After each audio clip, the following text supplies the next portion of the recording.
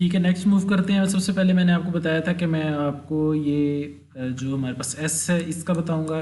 S basically हमारे पास ratio है, सिर्फ रेशियो किस चीज़ की है, आई ओवर सी की। आई बेसिकली हमारे पास क्या है, we noted that the ratio of I over C depends upon on the geometry of the cross section, और इसको हमने क्या कह दिया, elastic section modulus, and denoted by S. I में क्या होता है, मोमेंट ऑफ इनर्शिया होता है, और सी क्या होता है हमारे पास, सी बेसिकली डिस्टेंस होता है। आपने देखा था न्यूट्रल एक्सिस से मैक्सिमम जो आपके पास शेयर लास्ट केस में जो हमारे पास कंप्रेशन हो रही थी वहाँ तक का डिस्टेंस था, ए इंटू बी जो हमारे पास था क्रॉस सेक्शन।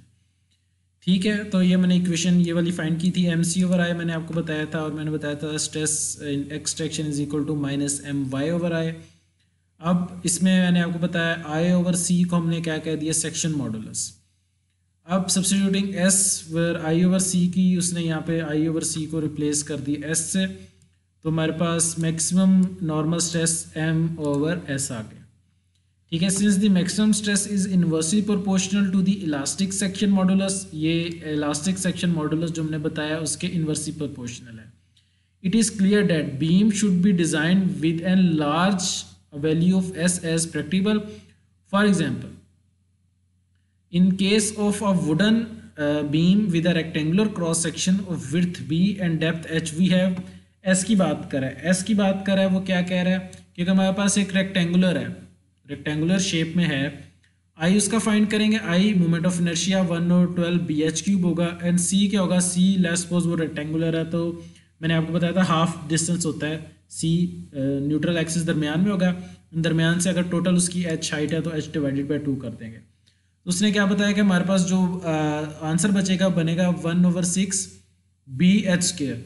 बी एच में उसने बी इंटू एच को एरिया कह दिया ए, एंड एच हमारे पास सिर्फ एक हाइट रह गई है।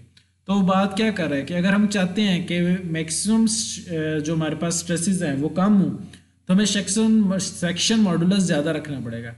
और सेक्शन मॉडुलस में हमारे पास क्या क्या चीज़ें आ रही हैं, एरिया आ रहा है एंड हाइट आ रही है। ठीक हो गया। अब अगर इस इक्वेशन की बात करें, इस इक्वेशन की, ठीक है, यहाँ पे उसने कंपेयर करके बताया कि हमारे पास दो सेक्शंस हैं, एक में हमारे पास जो हाइट है वो 6 इंच है, एक में हाइट हमारे पास क्या है 8 इंच है, एरिया दोनों का सेम है 24, एक में हमारे पास विड्थ क्या है 4 इंच है, इसमें विड्थ हमारे पास क्या है 3 इंच है। तो अगर हम इन दोनों का सेक्शन मॉडुलस कैलकुलेट करें, यहाँ पे मेरा ख्याल है कैलकुलेट नहीं किया हुआ, तो अगर आप लोग कैलकुलेट करें तो आप देखिएगा कि सेक्शन मॉडुलस जो इसका इस केस में इसका ज़्यादा आएगा, और अगर हम इसका कैलकुलेट करेंगे तो इसका कम आएगा। इसका क्या मतलब है कि जो हमारे पास हाइट है वो डिपेंड कर रही है शेयर के ऊपर, जो हमारे पास नॉर्मल स्ट्रेस है उसके ऊपर, कि अगर हाइट ज़्यादा होगी तो नॉर्मल स्ट्रेस क्या है, कम प्रोड्यूस होगा, अगर हाइट कम होगी तो नॉर्मल स्ट्रेस उस केस में ज़्यादा प्रोड्यूस होगा।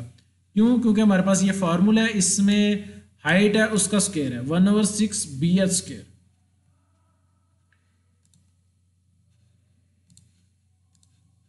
क्या फार्मूला हमारे पास है,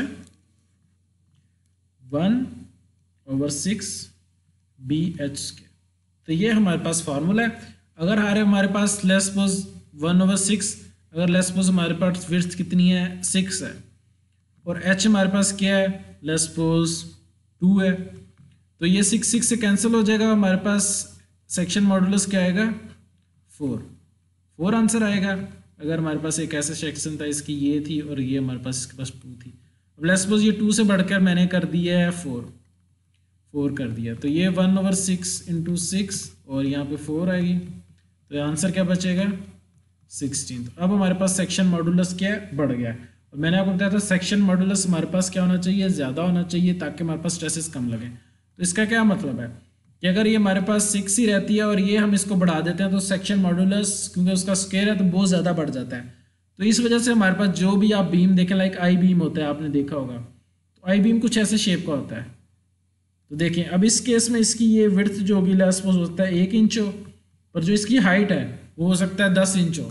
बेसिकली हाइट का स्क्वायर होता है, हाइट बहुत ज़्यादा दी होती है, तो सेक्शन मॉडुलस बढ़ाने के लिए सेक्शन मॉडुलस इंक्रीज कर जाएगा, तो हमारे पास स्ट्रेसेस उसके पर क्या हो जाएंगी, कम हो जाएंगी। तो ये यहाँ पे basically the maximum normal stress due to bending is M C और आई, उसको उसने सी ओवर आई क्या कह दिया सेक्शन मॉडुलस, एंड देन उसने सेक्शन मॉडुलस यहाँ पे कंपेयर करके बता दिया है। कंसीडर अ रेक्टेंगुलर बीम, मैंने आपको बताया 1/6 BHQ between two beams with the same cross section area, the beam with the greater depth will be more effective in resisting bending। जिसकी ये डेप्थ ज़्यादा है उसमें क्या होगी, बेंडिंग क्या होगी, वो ज़्यादा रेजिस्ट करेगा क्योंकि स्ट्रेसेस में कम जनरेट होगी।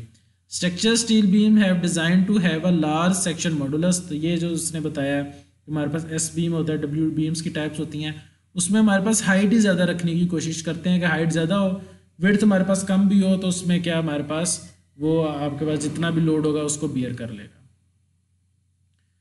यहाँ पे थोड़ी सी उसने properties of American standards beams की कुछ स्टैंडर्ड्स बताए हैं कि हमारे पास नाम है S610/180, इसमें हमारे पास एरिया क्या आएगा मिलीमीटर स्क्वायर में, उसने बता दिया एरिया। डेप्थ इसकी क्या होती है 622, वेट सिर्फ 204 होती है, पर थिकनेस बताई है।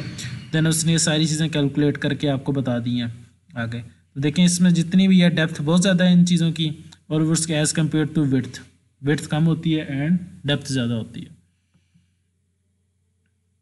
ठीक है, तो ये हमारे पास था बीम सेक्शन प्रॉपर्टीज़ का थोड़ा सा एक टॉपिक आया था बीच में, वो भी हमने थोड़ा सा डिस्कस कर लिया।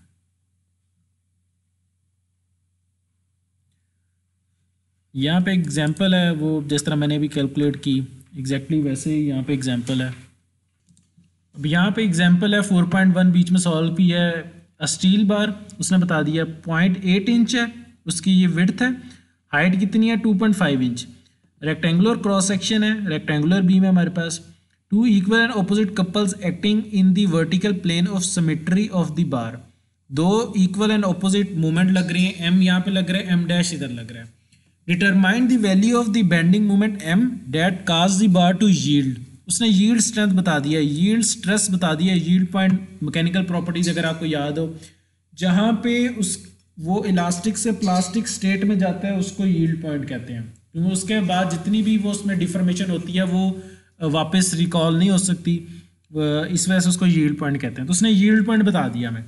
सबसे पहले उसने क्या फाइंड किया, आई क्या था हमारे पास सेक्शन मॉडुलस, उसने आई फाइंड किया 1/12, I basically moment of inertia, I उसने फाइंड किया 1/12 BH3, 1/12 BH3 उसने ये फाइंड कर लिया आई।